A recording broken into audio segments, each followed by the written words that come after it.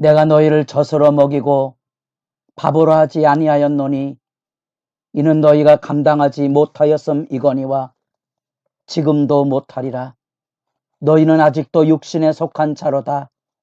너희 가운데 시기와 분쟁이 있으니 어찌 육신에 속하여 사람을 따라 행함이 아니리요.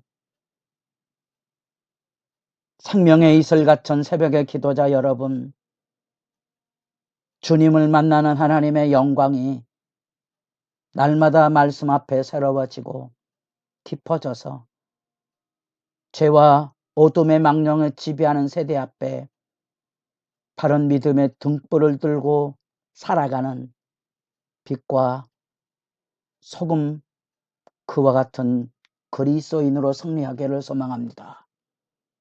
오늘 우리가 읽어갈 말씀은 사무엘하 19장 40절에서 20장 13절까지의 말씀으로서 다윗의 귀환으로 이루어지는 장면 앞에 왕권 회복의 힘겨운 갈등과 분쟁과 그것을 한 분열을 우리가 만나보게 되고 드디어 그 분열과 분쟁의 틈새를 타서 또 다른 압살롬의 반역의 또 다른 파장 세바의 반란을 통하여 이제 남북 분열의 불씨가 지펴지는 슬픈 모습을 만나보게 됩니다. 다윗의 귀환 속에 주도권을 유다 지파에 두고 있었던 다윗과 유다 지파는 자기들의 그 편향성 때문에 나머지 이스라엘 지파에 대한 차별 우월의식으로 분쟁의 빌미를 제공하게 됩니다. 그 빌미를 제공하는 역사적인 여정을 우리가 어제 살펴보며 슬픈 장면을 보았다 그랬습니다. 이 베냐민 지파의 세력화를 통하여서 다윗의 처신의 부실, 곧 시바와 무비보셋의 사건을 정당하게 공의와 공평의 시각을 가지고 해결해 가지 못하고 오히려 정치적인 측면에서 무마시키는 정도로 경건의 능력이 무너진 다윗의 슬픈 모습을 보았고, 그곳에 바르실라라는 요단 동편의 큰 세력의 후원자였던 바르실레를 통한 후원의 역사를 입지 못한, 어쩌면 남북 분쟁에 이제 휘말려 흔들려야만 되는 초라한 모습의 다윗을 만나보게 됩니다. 결국 이 주도권 정치 권력의 분쟁에 유다와 이스라엘이 지파 분열을 일으키게 되는 안타까움을 여기 만나보게 됩니다. 우리는 이 안에서 시바와 무비보셋 사건처럼 이 유다 지파와 이스라엘 이 지파 간의 중재와 통솔을 이루지 못하는 다윗의 아픈 모습을 지켜보게 됩니다. 그것은 다윗의 죄악으로 이루어진 경건의 상실뿐 아니라 죄의 파장에 대한 얘기를 자주 했습니다. 이 권위가 무너지게 되면 이루어지는 이 파장들, 이 지파들 간의 또 다른 사사시대의 암흑처럼 지파 경쟁이 이루어지고 있는 모습을 보게 됩니다. 그래서 베냐민 지파를 중심으로 해서 이 유대 지파의 독점적인 지위에 대한 편향 시비가 일어나게 됩니다. 그 우위권에 대한 얘기도 합니다. 우리는 열 목을 가지고 있는 열 지파의 세력권이 아닌가. 우리에게 마땅한 지분, 그 세력권을 달라는 거죠. 오늘날의 정치 세력도 다 이와 같은 것이 아닙니까? 우리 사회 안에, 정치 사회 안에 기본적인 지역 감정, 영남, 호남 이런 지분권에 또 당내의 계파 간에 이런 분쟁들이 막 쏟아져 나오는 혼란함을 우리가 늘 만나보지 않습니까? 그게 세상의 질서인데 우리가 지금 말씀을 읽으면요.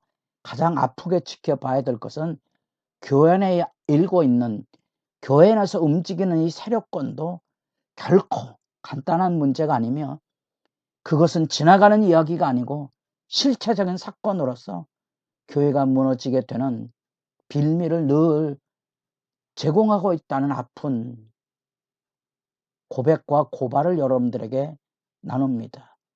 그 현실 교회입니다. 이 안에 절절매고 끌려가는 다윗의 모습은 경건의 능력에 부재가 가져온 슬픈 모습이고요. 우리가 하나님 앞에 믿음으로 바로 서야 될 생생한 교훈입니다. 정신을 차리지 않으면, 깨어있지 않으면 마귀가 우는 사자처럼 달려들 뿐만 아니라 밀가루 오르듯이 흔들려 대는 악의 세력 앞에 우리 개인이나 이 교회나 이 경건이 무너질 수 있음을 여러분 잊지 마셔야 됩니다. 결국 그 틈새를 통하여 또다시 악의 세력이 다윗의 하나님께서 세우시는 왕권에 대한 반역 반란이 일어납니다. 이게 다 돌아보시면 악의 획책의 실제 그대로입니다. 압살롬이나 세바나 마귀나 오늘 우리가 겪고 있는 현실적인 정치 사회뿐 아니라 교회 안에도 이런 악의 문제들이 어떻게 불거져 가는가를 우리 여기서 생생하게 만나보게 됩니다. 그 틈새 안에 20장에 불량배 하나가 일어납니다. 베냐민 사람이었다는 거죠. 성경의 불량배는 여러분들이 사무엘상 25장에 나발의 사건을 떠올리지만 곳곳에서 이 하나님의 거룩한 질서를 회방하는 사람들을 표현하는 말입니다. 더구나 그는 베냐민 사람 비그리의 아들이었는데 베냐민 지파에서도 아마 그가 왕으로 세움을 받지 못했 이유가 있다면 베냐민 지파 안에서도 세력이 없는 약한 존재였을 것입니다. 어쨌든 이런 악의 틈새가 세바를 통하여 선동을 일으키게 되고 그것으로 인하여서 1절 하반절에 다윗과 나눌 분깃이 없음에 이새의 아들에게서 받을 유산이 우리에게 없도다. 이스라엘아 각각 장막으로 돌아가라. 이제는 다윗의 귀 안에 이스라엘은 그 유업, 몫이 없다는 겁니다. 이제는 우리들의 몫을 찾아가야 한다는 거죠. 실제적이고 유혹적인 도발입니다. 그래서 온 이스라엘이 다윗 따귀를 그치고 세바를 따르게 되었다는 것과 2절에 하반절 유다 사람들은 그들의 왕과 합하여 요단에서 예루살렘까지 따르니라. 요단에서 예루살렘까지. 이런 어구들은 굉장히 슬픈 어구이죠. 물론 다윗의 귀한 여정이긴 하지만 다윗의 세력은 원래 하나님께 주신 단에서 부엘세바까지인데 이제는 그 하나님이 주신 그 왕권의 세력을 잃어버리고 이제 유다 지파의 작은 지역의 왕으로서 위기에 몰려있는 슬픈 모습을 이렇게 지역적인 의미 앞에 표현이 되고 있습니다.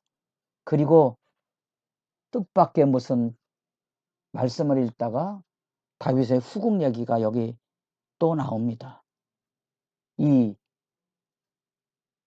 압살롬의 반란에 쫓겨다닐 때 예루살렘의 후궁 10명을 놓아두었다 그랬지 않습니까?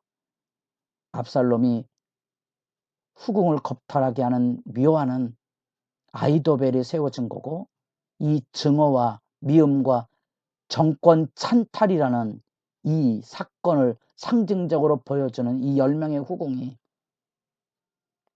다윗의 기한 때 이제 별궁의 가택연금이 되고 맙니다. 후궁이라는 지위는 가지고 있지만 후궁으로서의 자유도 사랑도 애정도 없는 상황에 내몰린 슬픈 모습이 마치 지금 유다 지파와 열 지파 사이에 다윗의 열지파에 대한 그런 소외감을 상징적으로 보여주고 있습니다. 4절에 드디어 왕이 이 세바의 반란에 대한 두려움으로 인하여서 아마사를 진압사령관으로 세워서 군대를 다시 조직해 오도록 명령을 내리지만 아마사는 압살롬의 반란군의 군사령관이지 않았습니까? 무슨 힘이 있겠습니까? 요압의 군대가 실세 아닙니까? 결국은 군대의 조직력을 세우지 못하고 예루살렘으로 돌아오지 못합니다. 3일 안에. 요압이 드디어 자기 본 모습을 드러내기 시작합니다. 이 다급한 다윗이 자기의 왕실 정예부대 블레셋 용봉으로 중심이 됐던 전쟁 용사인 다윗 자신의 친위대를 아마사에게 붙여서 세바를 추격하여 진압할 것을 명령하는데 8절에 기브온 큰 바위 곁에 이름에 아마사가 마들어오니 요압이 군복을 입고 띠를 띠고 칼집에 꽂은 칼을 허리에 맸는데 실세인 요압 장군이 아마사를 맞이합니다. 당연히 왕이 진압사령관으로서 아마사를 세웠기 때문에 요압이 그 휘하에 들어가야 하는 상황입니다. 요압으로 받아들이기 힘들죠. 자기 권력 싸움 앞에 다윗의 명령이라도 아브넬을 살해한 남북의 평화를 위하여 사울 왕과 다윗 왕과의 화해를 이루었던 연합 의도 방안을 요압은 단칼에 자기 개인적인 동생을 잃은 보복 심리로 아브넬을 살해하여 다윗으로 하여금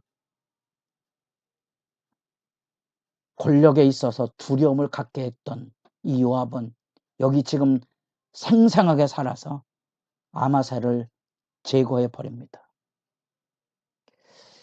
슬픈 장면이고요. 바로 아마사를 시해하고 마치 아마사가 반역을 한 것처럼 꾸며서 병사를 선동하고 암살을 통하여서 역적을 처리하는 시체 처리 방식으로 그의 시체를 구덩이에 던지게 되고 스스로 반란 진압군의 실세의 사령관으로 등장하는 모습을 보게 됩니다.